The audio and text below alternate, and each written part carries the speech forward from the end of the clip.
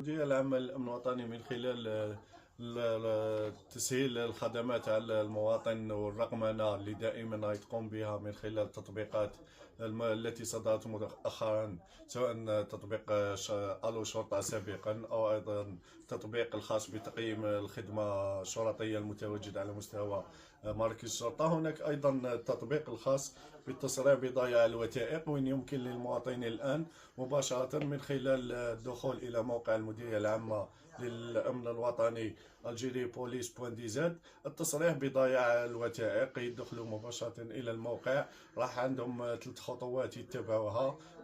يكون التصريح المعني أو من ينوب عنه، ثم يملأ المعلومات الخاصة به متعلقة سواء بوثيقة المراد التصريح بخصوصها. يملأ أيضا المعلومات المتعلقة بالاسم واللقب وكل المعطيات الشخصية. أيضا يضع الهاتف النقال الخاص به، رقم الهاتف النقال.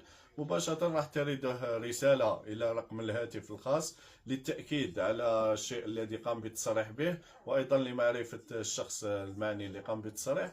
مباشرة بعدها راح يوصلوا عبر البريد الإلكتروني الوثيقة ممضاة إلكترونيا اللي ممكن يستعملها في الملف الخاص بالضائع.